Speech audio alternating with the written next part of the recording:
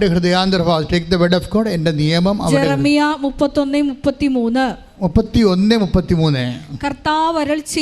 കർത്താവ് അരുൾ ചെയ്യുന്നു, ആ ദിവസം വരുമ്പോൾ ഞാൻ ഇസ്രായേലുമായി ചെയ്യുന്ന ഉടമ്പടി ഇതായിരിക്കും. ഞാൻ എന്റെ നിയമം അവരുടെ ഉള്ളിൽ നിക്ഷേപിക്കും. അവരുടെ ഹൃദയത്തിൽ എഴുതും. ഞാൻ അവരുടെ ദൈവവും അവർ എന്റെ ജനവും ആയിരിക്കും. അപ്പൊ ദൈവത്തിന് പ്രാധാന്യം കൊടുത്തുകൊണ്ടാണ് നമ്മൾ ഉടമ്പടി ചെയ്യുന്നെങ്കിൽ എന്താണ്? ഉടമ്പടി ഹൃദയത്തിൽ എഴുതപ്പെട്ടിരിക്കും. വിഷയത്തിന് പ്രാധാന്യം കൊടുത്താണ് ഉടമ്പടി ചെയ്യുന്നെങ്കിൽ ഉടമ്പടി നിലവിലുണ്ടാകത്തില്ല. അതാണ് വിഷയം. അത് സീരിയസ് വിഷയമാണ്. അതായത് ദൈവത്തിന് പ്രാധാന്യം കൊടുത്തുകൊണ്ടാണ് ഉടമ്പടി ചെയ്യുന്നതെങ്കിൽ നമ്മളെന്ത് ചെയ്യും? ദൈവത്തിൻ്റെ നിയമങ്ങൾ പാലിക്കും. അതിനെന്ത് വേണം? എന്നെ സ്നേഹിക്കുന്നവർ എൻ്റെ നിയമങ്ങൾ. അതാണ് പ്രശ്നം. അപ്പോൾ ജെറമിയ 31:33 എന്ന് പറയണത്, take the word of God, എന്നെ സ്നേഹിക്കുന്നവർ എൻ്റെ നിയമങ്ങൾ പാലിക്കും. ശ്രദ്ധിക്കട്ടെ. Hallelujah, hallelujah, hallelujah. യോഹന്നാൻ 14:15. നിങ്ങൾ എന്നെ സ്നേഹിക്കുന്നുവെങ്കിൽ എന്റെ കൽപ്പന പാലിക്കും. ഞാൻ പിതാവിനോട് അപേക്ഷിക്കുകയും എന്നേക്കും നിങ്ങളോട് കൂടെ ആയിരിക്കാൻ മറ്റൊരു സഹായകനെ അവിടുന്ന് നിങ്ങൾക്ക് തരികയും ചെയ്യും. ഈ രണ്ട് വചനങ്ങൾ തമ്മിൽ ലിങ്കാണ്.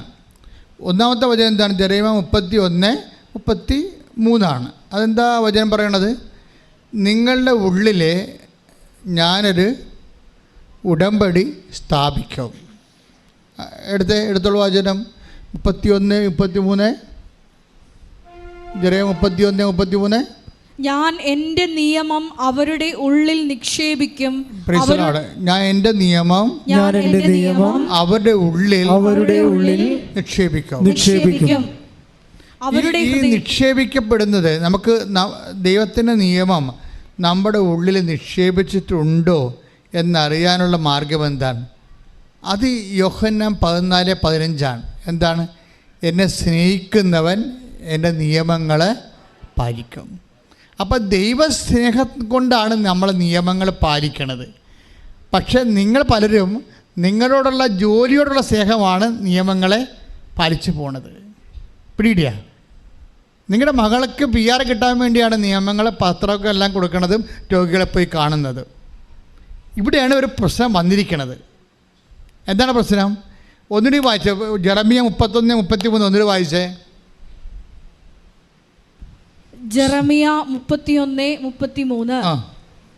ഞാൻ എൻ്റെ നിയമം അവരുടെ ഉള്ളിൽ നിക്ഷേപിക്കും. ഒന്ന് പറഞ്ഞു. ഞാൻ എൻ്റെ നിയമം അവരുടെ ഉള്ളിൽ നിക്ഷേപിക്കും. അവരുടെ ഹൃദയത്തിൽ എഴുതും. ഞാൻ അവരുടെ ദൈവവും അവർ എൻ്റെ ജനവും ആയിരിക്കും. അപ്പം നമ്മളുടെ ഹൃദയത്തിൽ ദൈവം ഉടമ്പടി എഴുതണ ഒരു സമയമുണ്ട്. അതെപ്പോഴാണ് എഴുതണത്? നമുക്ക് ദൈവസ്നേഹം തോന്നിയിട്ട് ദൈവസ്നേഹത്താൽ പ്രേരിതരായി നമ്മൾ ഓരോ കാര്യങ്ങൾ ചെയ്യാൻ തുടങ്ങും. ഇപ്പം നമ്മൾ ദൈവസ്നേഹത്താൽ പ്രേരിതരായിട്ടല്ല ചെയ്യണത്. നമ്മൾ ചെയ്യണത് വിസ, ജോലി, നമ്മുടെ ആരോഗ്യം, രോഗം മാറാൻ, ആ രോഗത്തോട് നമ്മുടെ ജോലി, നമ്മുടെ വിവാഹം, അങ്ങനെ വരുമ്പോൾ നമ്മോടുള്ള സ്നേഹത്താൽ തന്നെയാണ് നമ്മളെ ഉടമ്പടി ചെയ്തിരിക്കുന്നത്. മനസ്സിലായില്ലേ? അവിടെയാണ് ഒരു ചെറിയ മിസ്റ്റേക്ക് വന്നിരിക്കുന്നത്. നമ്മൾ ഉടമ്പടി ചെയ്യുന്നുണ്ട്, പക്ഷേ ആരോടാണ്? 14:15 അനുസരിച്ച്. ഏതിൻ്റെ 14:15? യോഹന്നാൻ 14. അപ്പോൾ യോഹന്നാൻ 14 എന്താ പറയണത്? എന്നെ സ്നേഹിക്കുന്നവൻ എൻ്റെ കൽപ്പന പാലിക്കും. അപ്പോഴേ ദൈവത്തെ സ്നേഹിക്കുന്നവൻ ഓട്ടോമാറ്റിക്കായിട്ട് ദൈവത്തിൻ്റെ വചനങ്ങൾ പാലിച്ചുകൊണ്ട് ജീവിക്കും.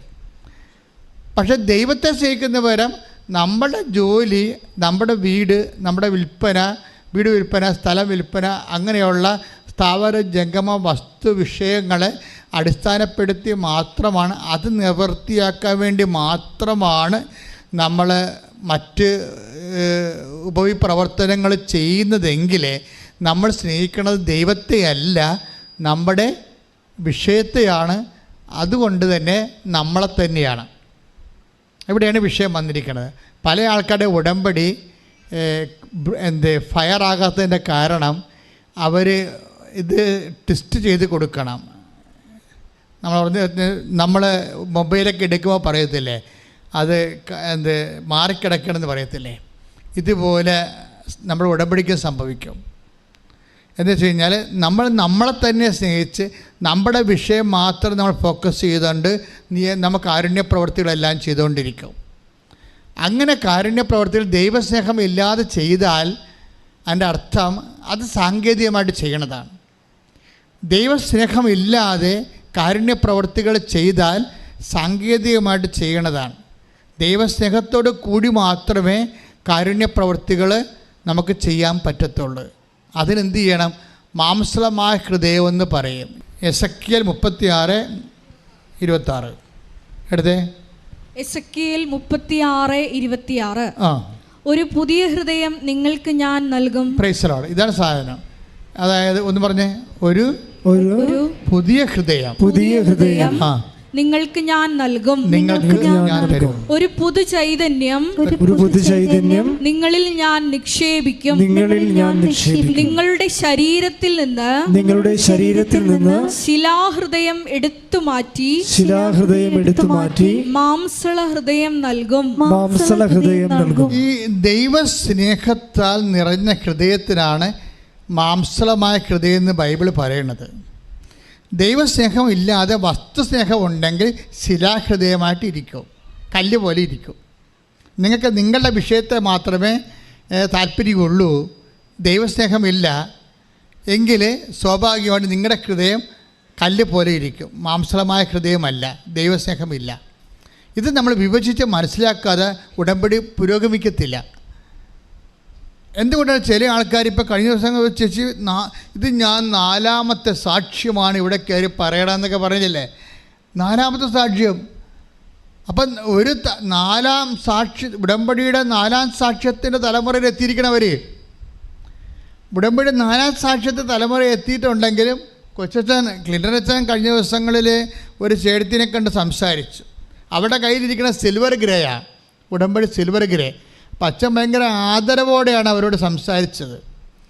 പക്ഷേ എന്നിട്ട് എൻ്റെ ഭക്ഷണം കഴിക്കാൻ നേരത്തെ എന്നോട് പറഞ്ഞ് ആ സിൽവർ ഗ്രേയുടെ ഒരു ഗുണമൊന്നും അവരെ സംസാരിച്ചിട്ട് അവരുടെ കയ്യിലില്ലെന്ന്. ഞാനത് നോട്ട് ചെയ്ത്, മനസ്സിലായില്ലേ? എന്ന് വെച്ചാൽ ഇവർ സിൽവർ ഗ്രേ ആണ് ആൾ, ഉടമ്പടി ദാറ്റ് മീൻസ് വൈറ്റ് കഴിഞ്ഞിട്ട് വരണതാണ്. പക്ഷേ അത്രയും ദൈവസ്നേഹത്തിൽ ഇവർ വളർന്നിട്ടില്ല. ഇപ്പോഴും ഇതുപോലെ ഓരോ ഈ അവരുടെ കുടുംബത്തിൻ്റെ പ്രശ്നങ്ങളും പറഞ്ഞ് അവലാദിയും പറഞ്ഞ് സിൽവർ ഗ്രേയും തലയെ വെച്ചുകൊണ്ട് ഇത് കരഞ്ഞുകൊണ്ട് നടക്കുകയാണ്. അതാണ് വിഷയം. കാര്യം ഇന്ന് വരെ അവരുടെ ഉള്ളിൽ ദൈവം ഒരു ശിലാഹൃദയം എടുത്ത് മാറ്റിയിട്ട് സാങ്കേതിക വിഷയത്തിൽ ദൈവത്തിന് ഇടപെടുന്ന ആ ഒരു ഹൃദയമാണ് ശിലാഹൃദയം. മറിച്ച് ദൈവസ്നേഹത്തിന് പ്രാധാന്യം കൊടുത്തുകൊണ്ട് ഒരു ജീവിതക്രമം രൂപപ്പെട്ട് വന്നിട്ടില്ല. അത് എന്താ പ്രശ്നം വെച്ചാൽ അത് വരണമെങ്കിൽ ഇവിടെ എല്ലായിടത്തും വരണ ഒരു പ്രശ്നമുണ്ട്. ചൈതന്യം എന്ന് ബൈബിൾ പറയും. അതെൻ്റെ ഒരു കുറവുണ്ട്. ഇപ്പം നിങ്ങൾ എന്നെ ഇപ്പം എന്താ ഇത് വായിച്ചത്? എസെക്കിയേൽ 36:27 36:27 എന്താ വായിച്ചത്? എൻ്റെ ആത്മാവിനെ ഞാൻ നിങ്ങളിൽ നിവേശിപ്പിക്കും. അപ്പം പുതിയ ഹൃദയം നിങ്ങൾക്ക് ഞാൻ തരുമെന്ന് പറഞ്ഞിട്ട് ഈ പുതിയ ഹൃദയം ഒരു ഇൻഫ്രാസ്ട്രക്ചറാണ്. ആ പുതിയ ഹൃദയത്തിന് പുതിയ ചൈതന്യമാണ് ദൈവം കൊടുക്കുന്നത്. മനസ്സിലായില്ലേ? എന്ന് വെച്ച് കഴിഞ്ഞാൽ നമ്മളുടെ ഈ പരിശുദ്ധാത്മാവിൻ്റെ പ്രവർത്തനം തന്നെ അതിൻ്റെ ഇപ്പം വലിയ മത്സ്യങ്ങളാണെങ്കിൽ അക്വേറിയം നമ്മൾ വലുതാക്കും. ഗപ്പിയ വലയൊക്കെ ആണെങ്കിൽ കുഞ്ഞ് അക്വേറിയം വെച്ചാൽ മതി, ഇല്ലേ? പരിശുദ്ധാത്മാവിൻ്റെ വീര്യശക്തി കൂടുന്നതനുസരിച്ച് കൊണ്ട് നമ്മളുടെ കാരുണ്യ പ്രവർത്തികളുടെ നിലവാരങ്ങൾ വിസ്തരിക്കേണ്ടി വരും. ഇതൊരു മാത്തമാറ്റിക്സ് ആണ്, സ്പിരിച്വൽ മാത്തമാറ്റിക്സ് ആണ്. പരിശുദ്ധാത്മാവിനെ സംബന്ധിച്ചിടത്തോളം പ്രശ്നം ഇത് ഒന്നെങ്കിൽ ശക്തി പ്രാപിക്കും അല്ലെങ്കിൽ നിർവീര്യമായിപ്പെടും. ബൈബിൾ ഉപയോഗിക്കുന്ന വാക്ക് പരിശുദ്ധാത്മാവിനെ നിർവീര്യമാക്കരുത് എന്നൊക്കെ പറയുന്നില്ലേ? 1 തെസ്സലോനിക്കൻസ് 5:19 1 തെസ്സലോനിക്ക 5:19.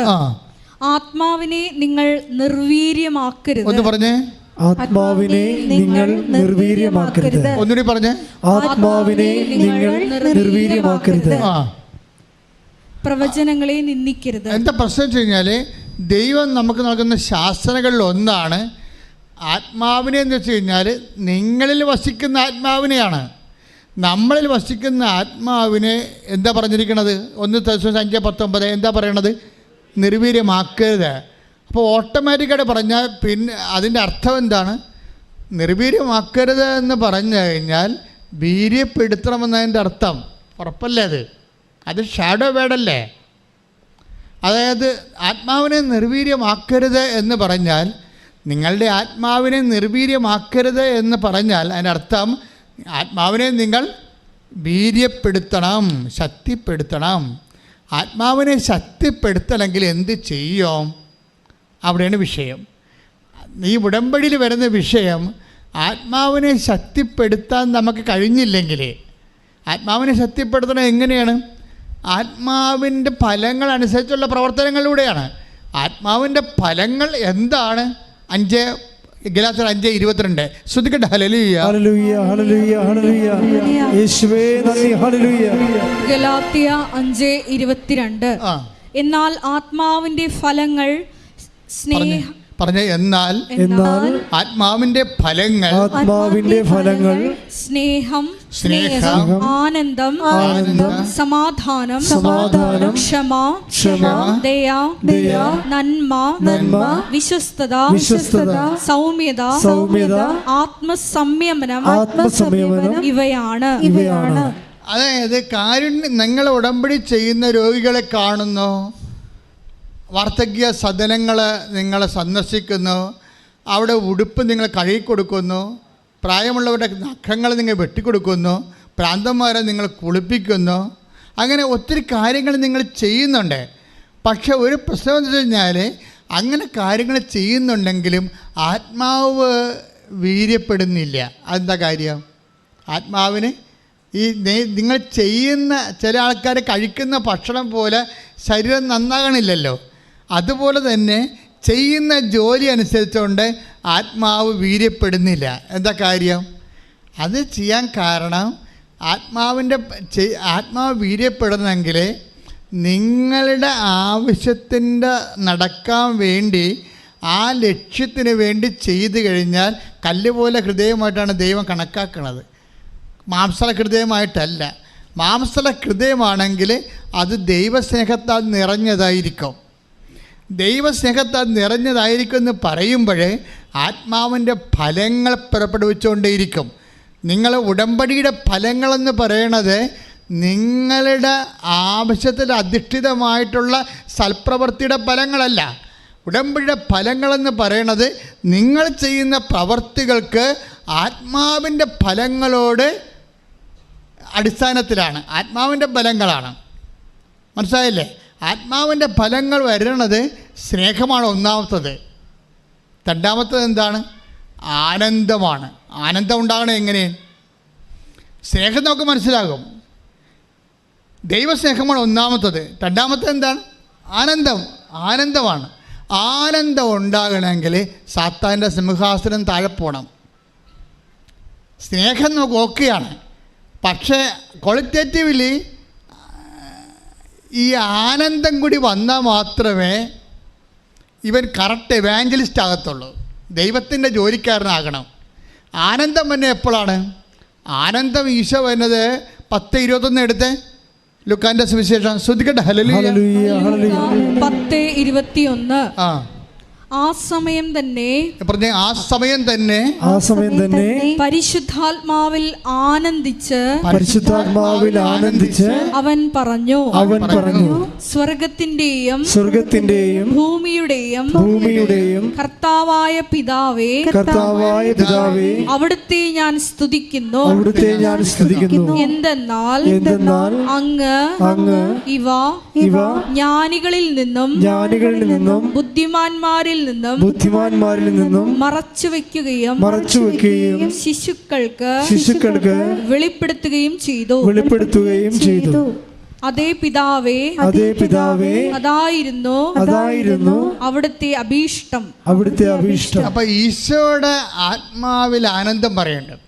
പരിശുദ്ധാത്മാവിന്റെ ബലങ്ങളിൽ ഒന്നാണ് ആത്മാവിൽ ആനന്ദം. ഗലാത്യർ 5:22 രണ്ടാമത്തെ കാര്യം സ്നേഹം, ആനന്ദം. ഈ ആനന്ദം എന്ന് പറയുന്നത് പ്രേഷിത ആനന്ദമാണ്. അതായത് തിന്മയുടെ ശക്തികളെ ഇപ്പോൾ നിങ്ങളൊരു പാപം വിട്ടുപേക്ഷിക്കുന്നോ അല്ലെങ്കിൽ നിങ്ങളുടെ സുവിശേഷ പ്രവർത്തനങ്ങൾ വഴി മറ്റുള്ളവർ പാപത്തിൽ വിട്ടുപേക്ഷിച്ച് കഴിയുമ്പോൾ ഉണ്ടാകുന്ന അഭിഷേകം ആയിട്ടുള്ള ഒരു സന്തോഷമാണ് ആനന്ദമെന്ന് പറയുന്നത്. തിന്മയുമായിട്ട് ബന്ധപ്പെട്ടതാണത്. അതറിയണമെങ്കിൽ 10:18 വായിച്ച ലൂക്കാന്റെ സുവിശേഷം. ശ്രദ്ധിക്കട്ടെ. ലൂക്ക 10:18 അവൻ പറഞ്ഞു സാത്താൻ സ്വർഗത്തിൽ നിന്ന് ഇടിമിന്നൽ പോലെ നിബദിക്കുന്നത് ഞാൻ കണ്ടു. അതായത് സാത്താൻ തിന്മയുടെ സിംഹാസനങ്ങൾ തട്ടിമറിക്കപ്പെടണം. മദ്യപാനിയായാലും ശരി, ലഹരി ഉപയോഗിക്കുന്നതിനും ശരി, ഭാര്യനെയും ഭർത്താവിനെയും ഉപേക്ഷിച്ചിരിക്കുന്നവളായാലും ശരി, ഉപേക്ഷിക്കുന്നവനായാലും ശരി, അതുപോലെ തന്നെ തിന്മയുടെ വ്യാപാരങ്ങളിൽ അകപ്പെട്ടിരിക്കുന്നവരും ശരി, നമ്മളുടെ പ്രവർത്തനങ്ങൾ കാരണം അവർ പിന്തിരിഞ്ഞാൽ തിന്മയുടെ ശക്തി വ്യക്തികളിലും സമൂഹത്തിലും കുറഞ്ഞു വരും. തിന്മയുടെ ഇരിപ്പിടങ്ങൾ തട്ടിമറിക്കപ്പെടും. ഈ തിന്മയുടെ ഇരിപ്പിടങ്ങളെ തട്ടിമറിക്കുക എന്നുള്ളത് ഒരു മരിയൻ മൂല്യമാണ്. സിംഹാസനങ്ങളിരുന്നവരെ ചിതറിച്ചുട്ടപ്പോൾ ശ്രദ്ധിക്കട്ടെ. ഹല്ലേലൂയ.